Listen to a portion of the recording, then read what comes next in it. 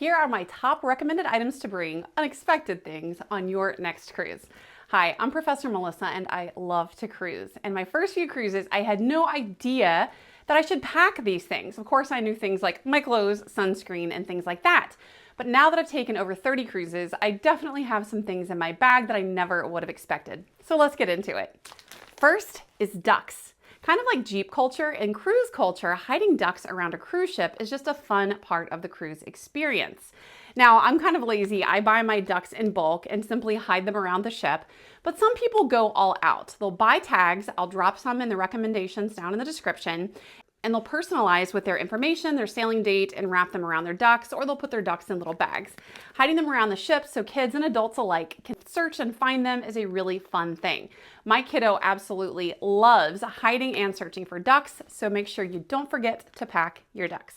A cruise luggage tag. When you book a cruise, the cruise line will give you your luggage tags in the form of a PDF. If you're going to check your luggage, you'll need to print these tags out, and a lot of cruisers simply fold them and staple or tape them to their bags. I strongly discourage that though, because it's super easy for those tags to get ripped off and torn in the handling process once you hand your bags off to the porter. What is a great investment, because they are super cheap, are these little plastic tags specifically meant for cruises.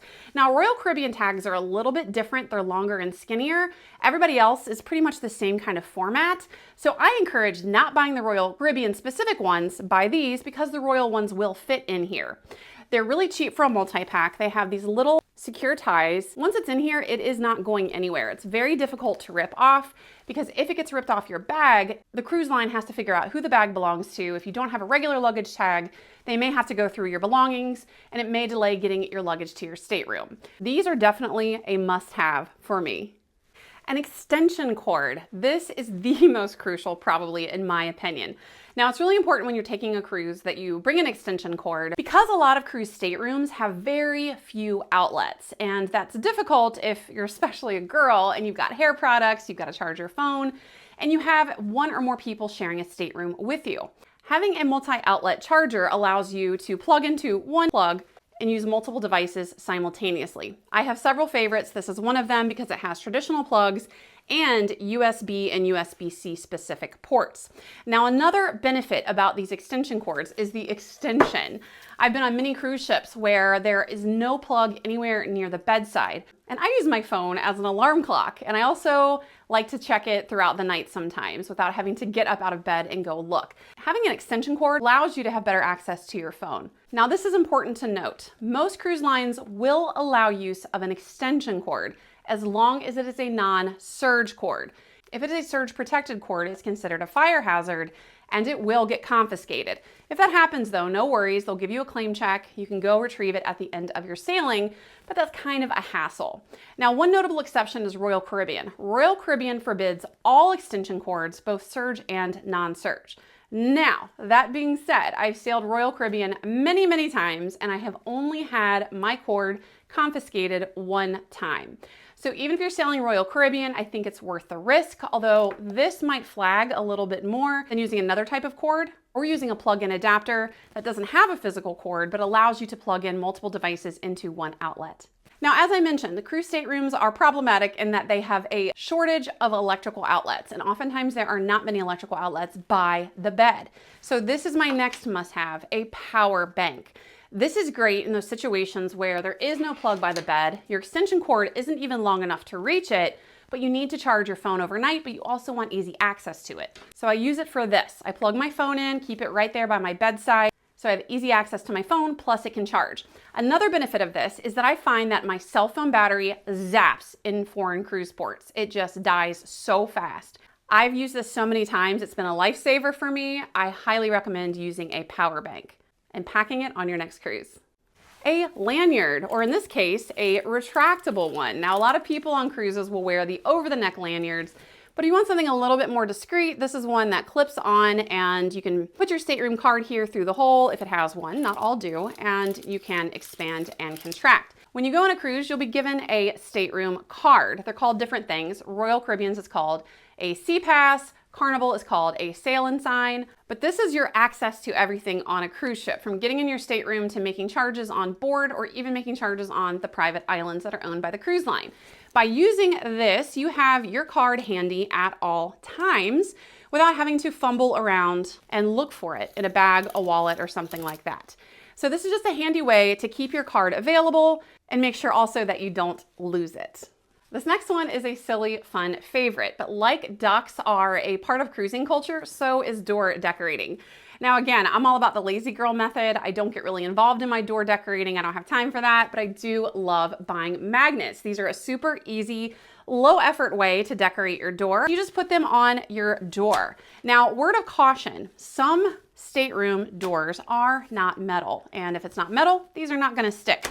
Most of them, however, have at least a metal door frame, so you can at least put these around the door frame. These are certainly not gonna make or break your cruise experience, but they're really, really fun. And side benefit, on those late nights when you're tired, or maybe you indulged a little too much in the drink package and you're having a hard time navigating around the ship, it's an easy way to see your stateroom because you recognize your magnets. Another type of magnet I absolutely love is this, the whiteboard magnet with magnetic markers. What I do on every cruise is I put this on my door, but if the door is not metal, I'll put it on the door frame. Every day I will put a question of the day, usually a philosophical either or question, and cruisers who go down the hallway can then vote on their selected choice. It's super fun, and every time I do it, the kids especially love it. I've heard kids outside my door telling their parents that this was their favorite part of their cruise, which is crazy to me. But I know that my kiddo loved it. I actually stole the idea from someone else. We were on a cruise once, someone did it every day. She would wake up excitedly, go down to their stateroom, find the question of the day because she couldn't wait to answer it. So this is another really kind of fun thing that sets cruising apart from other types of vacations or travel, and it just enhances the experience and makes it so much more fun. This one is super practical, and I do not leave for any cruise without it, as long as it's a cruise that involves a beach. And that is my own personal snorkeling set. This thing was under 20 bucks, and I use it almost every single cruise. Now, there's a lot of benefit to this. One, it allows you the opportunity to snorkel, so you don't have to spend money on an expensive excursion. For most of these beach locations on cruise itineraries, especially those in the Caribbean, it's prime, excellent conditions for snorkeling, and all you gotta do is bring this with you to enjoy it. Another is that a lot of places will rent snorkel equipment, but that cost adds up. One rental can end up costing more than just buying your own set. And of course, for me, I'm a little bit of a germaphobe. It's so much more hygienic. I certainly don't want to be putting my mouth in and on something that's been used by countless other people. Ew. A compact float. Now, I know a lot of cruise gurus recommend against bringing an inflatable, and I understand the rationale for that because inflatables are not allowed on the cruise ship in the pools. But what they're missing is the use of this in pools and in the ocean when you're out in the port on port days. Now, I pack light and I try to avoid checking my bags, so I certainly don't want anything big or bulky. And that's why I'm obsessed with this, and it actually goes even more compact than it is now. This is one of those mesh loungers. So all you do is you inflate both sides. It's not much of an inflatable area, so it doesn't take too much time to inflate. The bulk of it is mesh. So when it's inflated, you can float out in the ocean, you can lay on it, it's super relaxing, long ways, or you can sit on it kind of like a hammock and float. This thing is a godsend. I take it with me on every Caribbean cruise.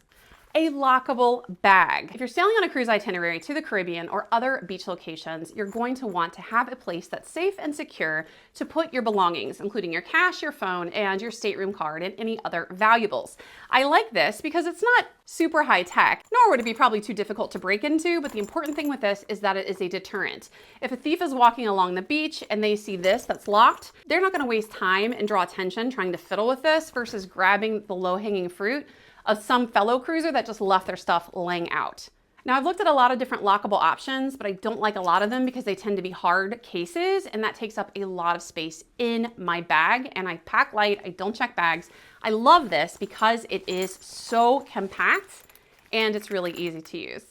Another essential for a lot of cruisers is magnetic hooks. Now, you get magnetic hooks inside your stateroom when you have wet bathing suits or other things that you need to hang up to dry, or you're short on space and you just want to hang up things like a jacket or whatever else. You stick them to the wall, again, assuming those walls are magnetic, which most cruise stateroom walls are, and that gives you extra hooks and extra space to hang and store your stuff. Straws. This for me is essential, and actually I don't use these. I have a really awesome silicone reusable straw that I use. I just had these on hand. I'll drop that link down in the description. Now, why do you want straws? Now, I don't ordinarily use straws. I'm happy to drink from a cup, although I do think straws are more hygienic, but I am a big iced coffee drinker, and I don't drink much alcohol, but when I do, it's gonna be a strawberry daiquiri. Iced or frozen coffee drinks that are mixed or mixed and frozen drinks in terms of cocktails, they're not meant to be sipped. If you sip it, you're gonna get chunks on your face, on your clothes. Having a straw for those is pretty essential.